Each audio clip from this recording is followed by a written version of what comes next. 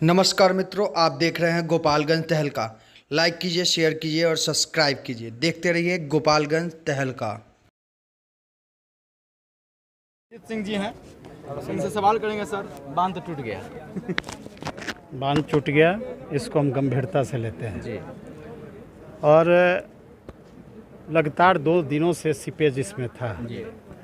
विभाग के जानकारी में था कि यहाँ पर सीपेज है, लेकिन 2 दिनों के अंदर विभाग के स्तर से कोई तत्परता नहीं दिखाई पड़ी और विभाग की उदासीनता, एक तरह से कह लीजिए लापरवाही के कारण यह तटबंध टूटा, जिसके कारण प्रलयकारी बाढ़ की स्थिति उत्पन्न हो गई।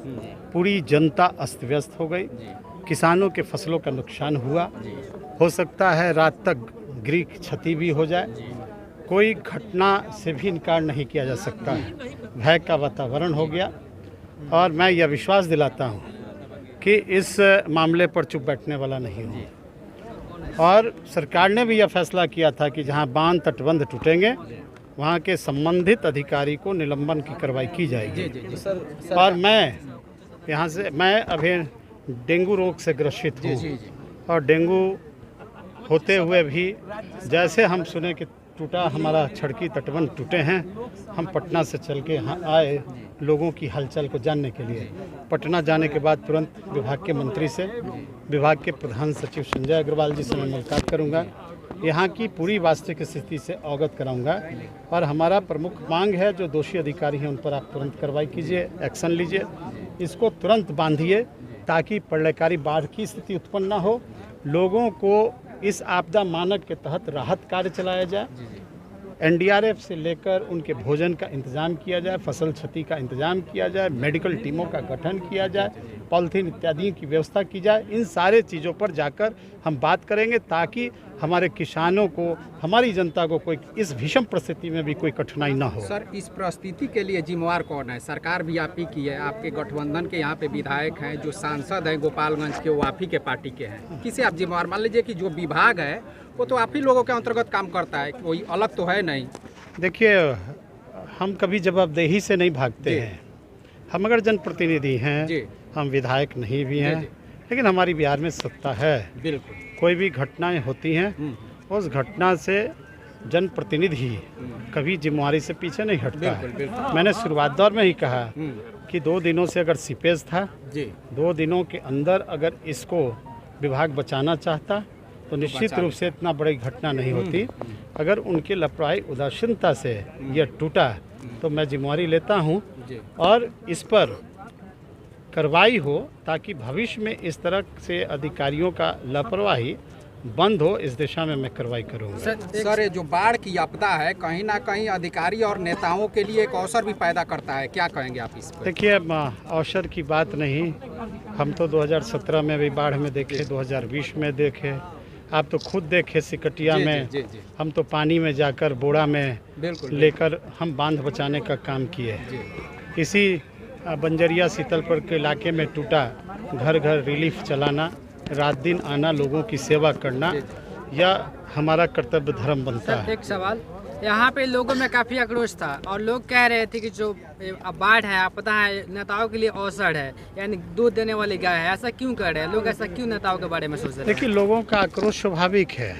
अगर किसान 6 महीना से फसल लगाए, उनके फसल की बर्बादी हो गई, उनके अगर मकान इस पानी में समाप्त हो जाएं, उनको लाखों रुपए की संपत्ति का नुकसान हो, उनके जानवरों का नुकसान हो, तो लोगों का आक्रोश स्वाभाविक है। उस आक्रोश को मैं समझ रहा हूँ, क्योंकि बाढ़ की त्रासदी हमने भी झेला है। लेकिन अधिकारियों की एक तरह से मैं लापरवाही मानता हूँ कि हमारी जनता को इतनी बड़ी कष्ट हुई है, इस पर कार्रवाई हो, इस दिशा में मेरा अथक प्रयास है। लास्ट सवाल, आपका तबीयत भी नाजुक है, ये कि बाढ़ पिछला साल भी आया था, लेकिन पिछले साल नहीं, 2020 में आया था।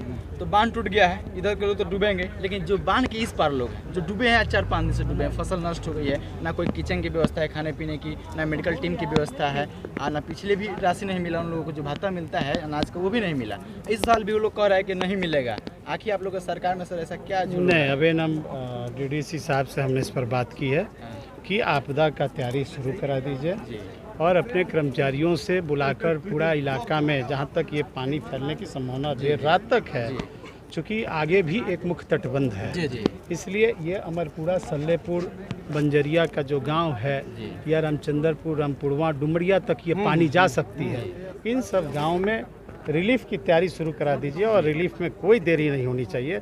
अगर यहाँ के जिला प्रशासन के लोग हमारी बात को नहीं सुनेंगे तो हम पटना में अपनी फरियाद को लेके जाएंगे। हमारी बात कैसे नहीं सुनेंगे और जनता को राहत कैसे नहीं पहुँचेगा। सर एक इस क्षेत्र की जनता से आप लास्ट में क्या कहेंगे?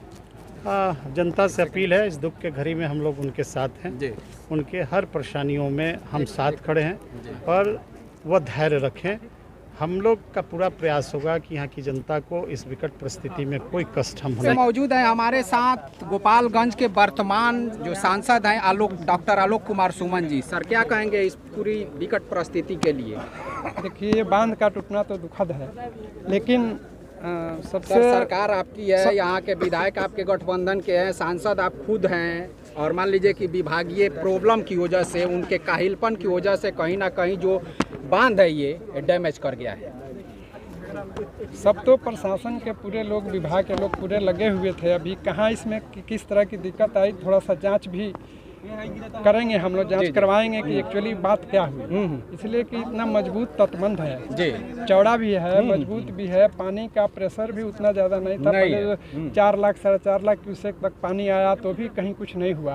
अभी 1.5 लाख क्यूसेक पानी जब आया तो ये कैसे टूट गया, ये भी थोड़ी सोचने वाली बात है। सर कहीं ना कहीं जो बाढ़ या आपदा आ रहा है, जनता तो इसमें कहीं ना कहीं पीस रही है, लेकिन नेता और ठेकेदार और जो अधिकारी इससे जुड़े हुए हैं उन लोगों के लिए क्या ये अवसर प्रदान करता है?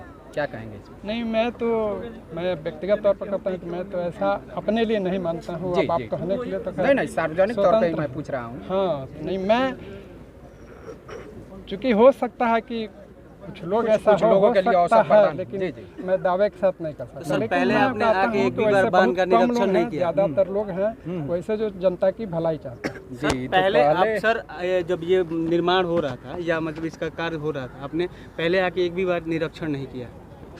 उस वक्त मैं एमपी था, दिया गया था। मैं उस वक्त एमपी था। 3 साल से अभी है ना सर? हमारा पार्लियामेंट 3 साल से नहीं। सुनिए, बात सुनिए, नहीं आपको पता नहीं है जी। ये 3 साल में मैं 5 बार यहाँ से घूमा हूँ जी, 5 बार जी। आप नोट कर लीजिए, कहिएगा तो रिकॉर्ड दिखा दें। नहीं सर, देखो अभी आप देखें, ये अच्छी बात है सर, इसके लिए आपको सराहनीय है। अभी आपको नहीं सर, आरोप नहीं लगा है। अभी आपको कैसे मालूम चला बाढ़ टूटा है? ये सर ये अच्छी है, सराहनीय कार्य है। जब भी बाढ़ आती है, अभी आपको कब मालूम चला कि बाढ़ टूटा है? जो भी सर 1 मिनट, जो भी इसमें विभागीय दोषी पाए जाते हैं, दोष तो है उन लोगों में, इसे आप मान रहे हैं ना?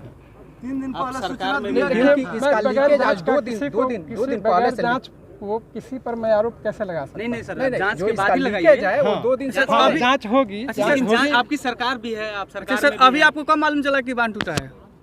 अभी मुश्किल से 2 घंटा पहले ठीक है चला, और मैंने डीएम से बात की और प्रशासन से, बाढ़ नियंत्रण विभाग से बात की और मैं चल दिया। सर तो एक बार बताइए, मतलब यहाँ पे मतलब के लिए क्या किया जा रहा है? हाँ, अभी तो मैं यही कहूँगा कि पानी कम है, पानी का प्रेशर कम हो रहा है, इसलिए अभी मेरे हिसाब से खतरे की कोई बात नहीं है जी।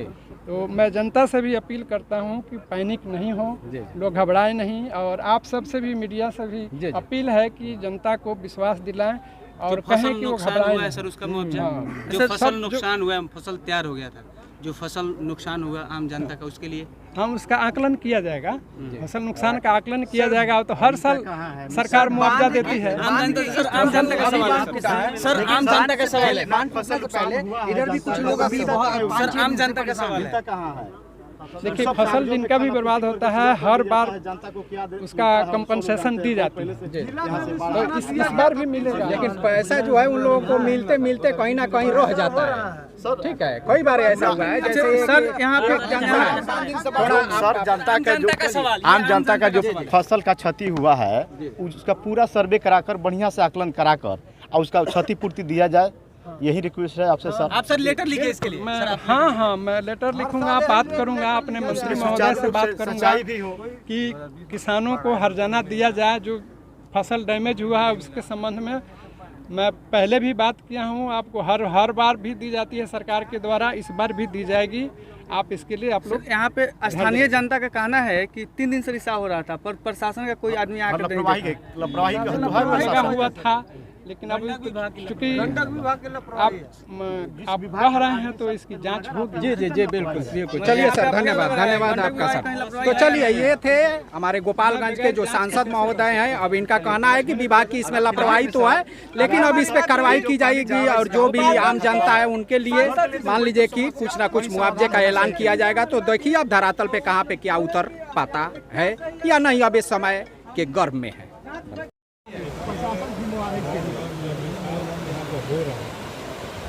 विभागीय पदाधिकारी लोग के द्वारा बताया जा रहा था, बताया गया कि हम लोग